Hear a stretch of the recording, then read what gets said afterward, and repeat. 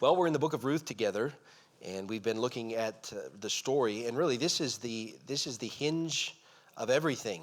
Chapter 3 now, the end of chapter 2 and chapter 3 is really the hinge of everything in the book of Ruth, and the story, the lead up to the story takes us right to where we are, and then from now to the end of the book are really just the consequences of the decisions that have been made that led to this point. So this is just a great part of the book here. So let's just kind of go by way of review, just so we understand. Elimelech took his wife and his two sons into Moab because of a famine, and he died, and the boys died. And then Naomi was left with her two daughters-in-law and decided that she'd head back to Bethlehem, where they came from. And so she'd heard that God had visited his people and giving them bread. In other words, the famine ended. And so she decided she had nothing to lose and everything to gain by heading back home. And although she had no inheritance of her own, no wealth of her own, she was looking forward to going back home and just seeing what might be there for her. And so it was a sad journey. She went back to her home country without a husband and without sons.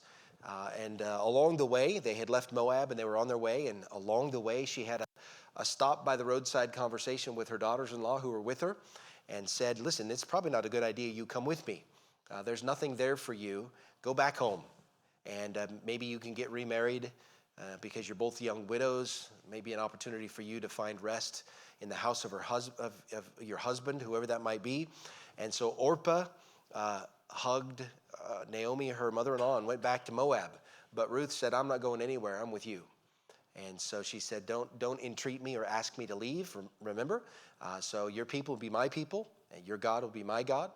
And so off she goes. And Ruth obviously had learned of Jehovah from Naomi in her testimony. And so she knew that the gods of Moab were idols. They weren't the true God. She'd already put her faith in God. And so off they go together. They end back up in Bethlehem. And of course, early in chapter number 2 then, in the story, not long after they had arrived, Ruth said, I need to do something here to provide. And so she went out into the fields, and she just found a random field so that she could be one of the people that just grabbed some of the bits that had fallen off or some of the gleanings that had not yet been done in the harvest. And it just so happened that she landed in the field of Boaz. And so the conversation really starts in chapter 2, where she comes back home and says to her mother-in-law, she says, hey, listen, I happened to end up in this field. This guy's name was Boaz. And Naomi said, Boaz? And he's a near kinsman to us. And so it's great that you're there. And so she has a conversation with Boaz, and they had a bit of a meeting in the field that day. And Boaz had already heard about Ruth, and he knew a whole lot about her. As a matter of fact, I remember I said to you a couple weeks back that Boaz had already fallen in love with her virtue. When he heard about the virtue of this woman, she was a woman of integrity, she was a woman of godliness, and all that she had done for her mother-in-law, Boaz said, man, I like that. And so he met Ruth in the field that day. And so Ruth stayed in Boaz's field through the wheat and the barley harvest until the end of that whole season. Some time had gone by. And that brings us now to chapter number 3.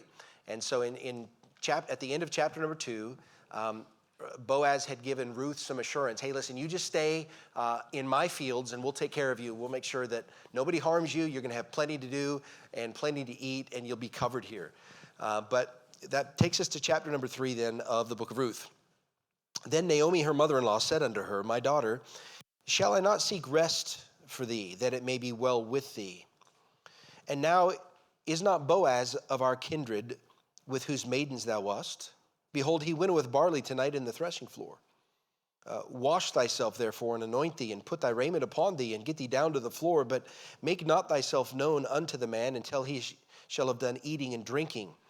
And it shall be when he lieth down that thou shalt mark the place where he shall lie, and thou shalt go in and uncover his feet and lay thee down, and he will tell thee what thou shalt do.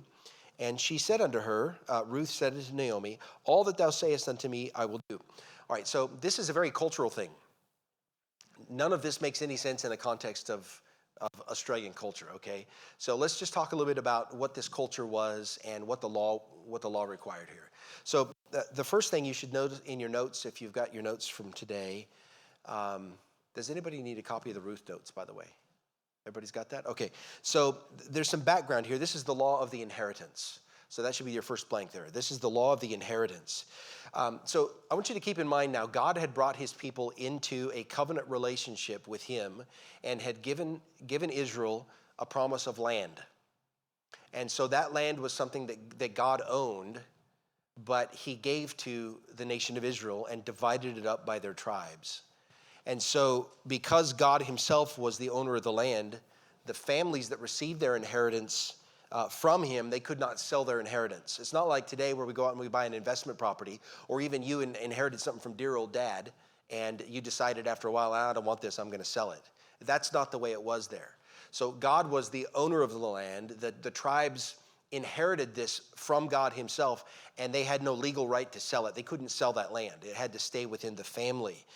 It remained in the family. So sometimes a family member would go through a problem. There'd be poverty or something would happen. And so if they were in poverty and they had to sell the land, the nearest relative, that should be in your notes there as well, the nearest relative had the duty to redeem the land.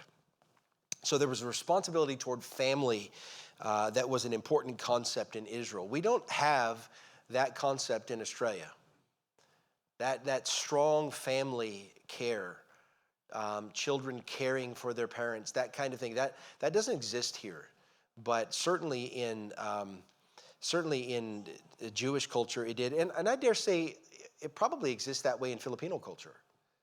A whole lot more, I think, than you'd find it in Australian culture. There's just a strong connection here, but the responsibility toward family. But that was a very important concept in Israel. So if the land was redeemed, then it returned to the original owner at what was called the year of Jubilee. Every 50 years, God said there was going to be a year of Jubilee. Have you ever read that in the Old Testament?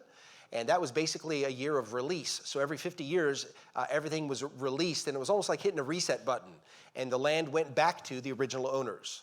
So if it had to be redeemed by a relative because the owner was in poverty and had to sell because of their poverty, it stayed with that relative until the year of Jubilee or the year of release, and then it went back to its original owner. So no actual sale took place. The new owners of the land, they were actually just compensated by the harvest. So they redeemed the land, but the harvest that they gleaned from that is how they were compensated for the purchase of it. So they took the wealth of the land essentially, but at the year of Jubilee, it was released back to the original owner. There was no money that was exchanging hands at that time. So this is some background about what we're dealing with here. This was Elimelech had some property, and it was his as the man. And so that's going to be a key to our story here in just a little while. Next, there was also a provision where if a man died, his widow could ask her husband's brother to marry her. All right. So if a man died, his widow could ask her husband's brother to marry her, and she could bear a child through him that would retain her dead husband's lineage. Now, again, this is a very cultural thing at the time. All right. So we would look at this today and go, oh, but back in this time, this was a part of what was in the law. So that child then would become the legal heir of the land and would keep it in the family. And this is called the law of the kinsman redeemer. So I want you to look with me at Deuteronomy chapter 25. All right, Deuteronomy chapter number 25. Let me just show you where this shows up here in the law.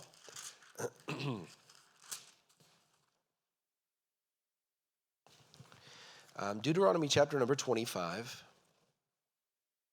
So look at verse number 5. Deuteronomy 25:5. If brethren dwell together and one of them die and have no child, the wife of the dead shall not marry without unto a stranger. Her husband's brother shall go in unto her and take her to him to wife and perform the duty of an husband's brother unto her. And it shall be that the firstborn which she beareth shall succeed in the name of his brother which is dead, that his name be not put out of Israel. Be not put out of Israel. So this was a provision in the law. This was not mandated by the law, but it was a provision in the law, which we're going to look at this even in more depth in chapter 4, okay? So I'm just giving you a little bit of a background now. So there's two things at play in our story, okay? They both have an anchor point to the Old Testament law. They're both very specific to Israel at the time. And so basically it's this, that if there was land that belonged to somebody in a family, then only somebody else that was within that larger family circle could buy that land. They couldn't sell it outside to another tribe. It stayed in the family. It would eventually be brought back to the original owner at the year of Jubilee, unless the original owner finally had enough money to get their land back, okay? So it stayed in the family. Then secondarily, we also have the kinsman redeemer provision in the law, which was that if a brother died, then his wife could marry the brother. If a man died, his wife could marry the brother, and that brother would raise up a child to his dead brother to retain the family name. So it kept the lineage in Israel, okay? So that's some background to where we're at in our story. And it really, you're not going to understand the story of Ruth unless you understand this. So it's important you understand the background, okay? So let's look at number 2 in your notes, the purpose of Naomi, okay? The purpose of Naomi. Just a bunch to say about this, but Boaz continued to give provision to Ruth every time she came to the field. If she was going to go back to her mother-in-law, Boaz would give her a little bit of extra. He'd tell the reapers to leave a little bit of extra on the ground. Let some handfuls fall down so she can pick these things up. So every time that Ruth left the field, she had an apron full of corn, okay? But when you think about it this way, an apron full of corn wasn't enough to secure her future. Bringing just a little bit of corn back to Naomi every day, that wasn't enough to secure Ruth's future. She needed marriage, and Naomi had a plan for it. So if you're in chapter 3 of Ruth again, if we go back there, Naomi says to her daughter-in-law at the beginning here, she says, my daughter, shall I not seek rest for thee, that it may be well with thee? Ruth had originally taken the initiative to find food to provide for her mother-in-law, Naomi. Now Naomi takes the initiative to look beyond their immediate needs to find the future rest for Ruth. Do you see the difference here? Ruth takes the initiative first to provide for Naomi. Now Naomi says, I'm going to take the initiative to provide for your future. And that's where we pick up our story here. So this is, by the way, originally what she had told her 2 daughters-in-law back in chapter number 1. In verse number 9, the Lord grant you that you might find rest, she said, each of you in the house of her husband. So this is what she'd prayed for. I really want you ladies to have rest, and that rest in that context was rest that you'd be married again. And that's what a woman desires in her life. She desires to have that kind of a rest in a secure relationship with her husband. It's God's designed and purpose, right? It's not good for a man to be alone, and it's not good for a woman to be alone. She needs to find rest in that relationship. And so particularly in this culture where a woman was destitute in her life, if she was single, if she was an unmarried woman outside of her father's home, she had nothing. And so she really needed to find that kind of a rest. And so she said here, I want to find rest for you. Now, Naomi may have known, we don't know this, but she may have known that there was a nearer kinsman than Boaz. It's possible that she knew that. I would assume that she knew about the family line there. But see, Boaz had already shown a preference for Ruth. Ruth had already been in Boaz's orbit. So whether Naomi knew of the closer kinsman or not, we don't know. But she did know that Boaz already had a preference for Ruth. And she'd been aware of how Boaz had been a provider for Ruth. And so she thought, there might be something here. And so she has a scheme, she has a plan, and obviously this would set something in motion here that would ultimately benefit Ruth, whether it was Boaz or not. If it wasn't Boaz, it was the other guy. But either way, Ruth was going to find rest. So there's some interesting things about prayer and providence that maybe we could talk about here. Okay, so let's talk about this. Each one of us, as we're here today, we're in a different situation in life. We all have different life situations, and yet, in all of our situations of life, there are things we're praying about and we're asking God to do for us, right? There are needs or wants and desires that we have. There are interests that we have that matter to us, and we're praying about these things, and we're asking for God's leadership and provision. And so this is a very apropos thing for all of us. We can deal with God, with prayer and providence. So a couple things about this. Specific to this situation, Naomi had desired that this would be a reality. This was a desire that she had. She wanted rest for Ruth. So she really desired that this would be a reality. But she did not plan for this to happen. She had prayed and wanted her daughter-in-law to find rest, to find a husband. But the circumstances that she found herself in, the way that it was all planning out, Naomi didn't orchestrate that. She didn't plan for this to happen this way, okay? But a situation presented itself where Boaz was the owner of the field. So this situation presented itself to make the desire that she had actually come to pass, a reality. And what we see is God was orchestrating things in the background. God was orchestrating all of it in the background. So take a step back and think.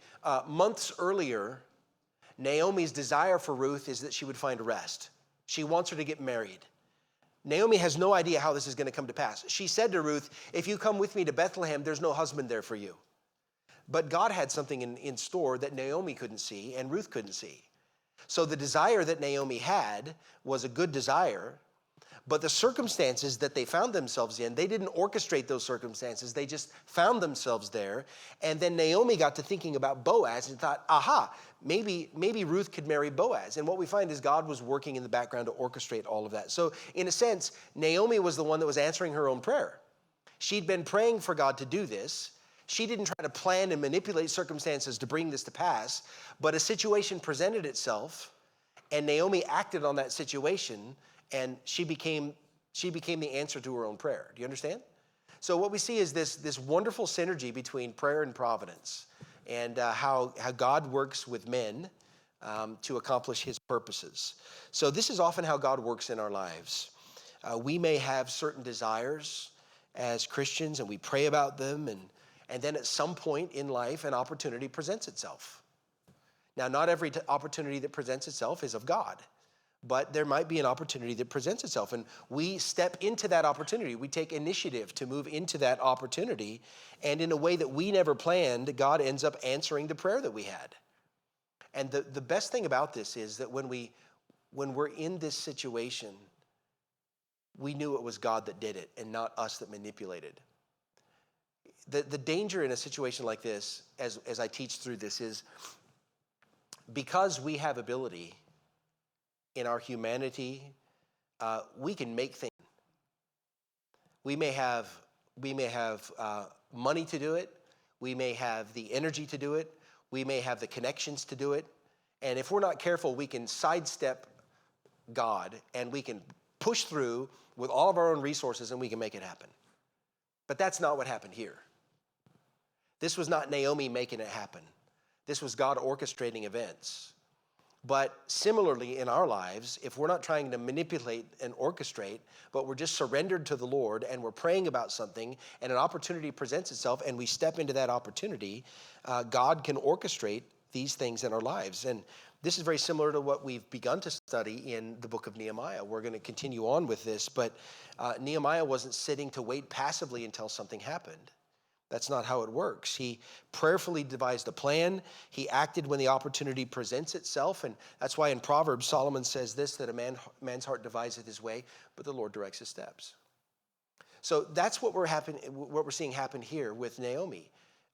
She was devising a way, but God was orchestrating and directing these circumstances so that ultimately his purposes could be fulfilled. So let's look at Naomi's advice. Letter E in your notes. Naomi's advice. Now Boaz is winnowing barley. If you look in Ruth 3 and verse number 2, is now not Boaz of our kindred with whose maidens thou wast? Behold, he winnoweth barley tonight in the threshing floor. So Boaz is on the threshing floor winnowing barley. Now you remember I told you about the topography of Bethlehem. Bethlehem sits on the top of a hill. But typically when they would winnow during the harvest time, they would have to beat the grain out so the chaff could be blown away. So typically what would happen is they would find the highest place to do that because the wind was blowing across the top of the hills. But because Bethlehem sat in the highest place, then all of the fields were lower than Bethlehem. And so Boaz came down to the fields and the winnowing place was down. And that's the way it's written here in the book of Ruth. It just shows you the authenticity of this. That God actually wrote this. just because of the topography. But Boaz now is going to winnow his barley, but he has to come down to a threshing floor. And the way they would do this, it was typically a big, like a stone circular wall, very low down, but it was a stamped down hard dirt surface area. Sometimes they would build a wooden platform, but most often it was just really hard tamped dirt, and there was a stone wall around it. And they would dump the grain into that area, and that's where the threshing would be here. But the stalks were laid down. Remember when they threshed this way, and they would cut the stalks of barley or the stalks of wheat, and they would lay that down inside of that threshing area.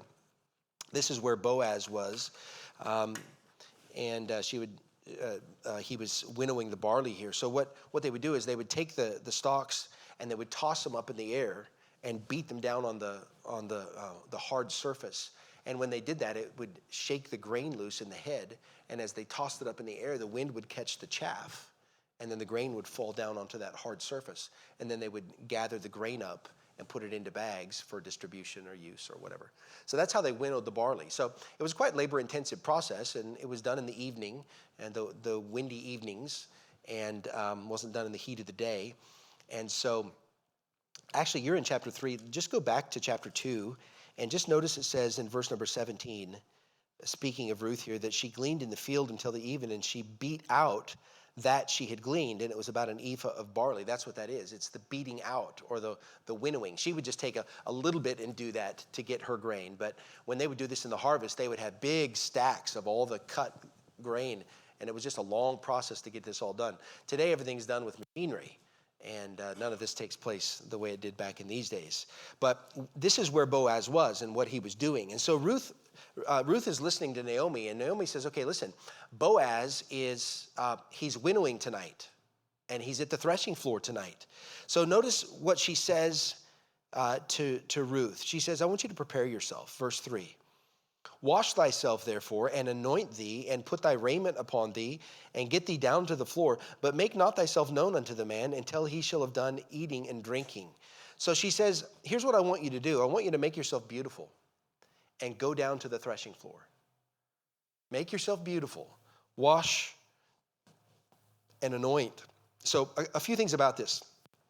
This was deliberately done, and it was intended to force Boaz to act. Ruth is going to show up at a place where a woman wasn't. Women didn't come to the threshing floor. This was a man's work. It was hot and heavy work, so this is where the men were. So a woman didn't come down to the threshing floor. So for her to prepare herself and then go to Boaz when he was winnowing in the threshing floor, it was designed by Naomi to force Boaz to act.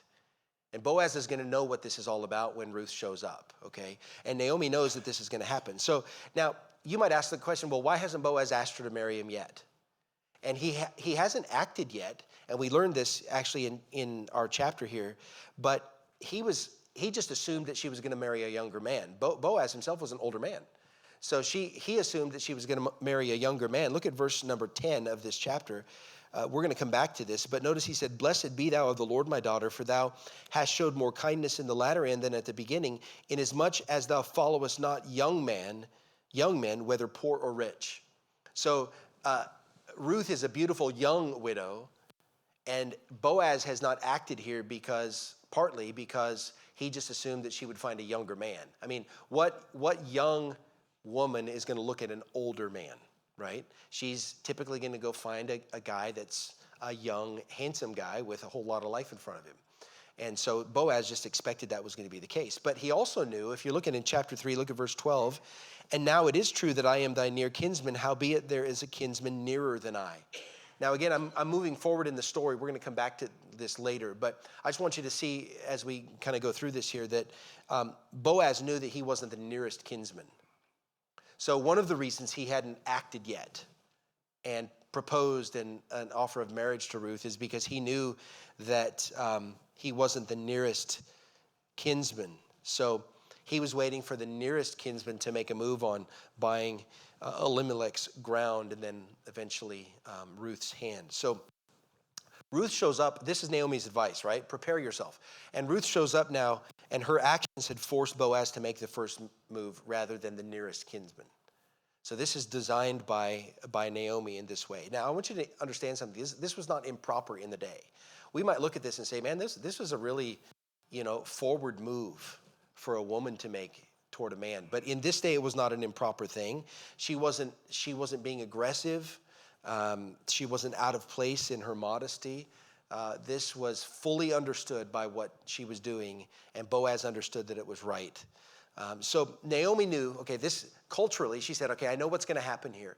I'm going to tell Ruth, prepare yourself, make yourself beautiful, and you go down to the threshing floor. And when you show up there and Boaz sees you, you make yourself known to him. He's going to know exactly why you're there.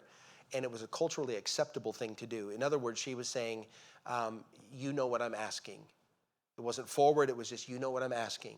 And then now it's Boaz's move. Okay, so this is the prepare yourself part of the story. All right, now there's a whole lot here. We're probably just going to need to stop here. There's a whole lot in the story that we haven't got to yet, but we're going to talk about her preparation.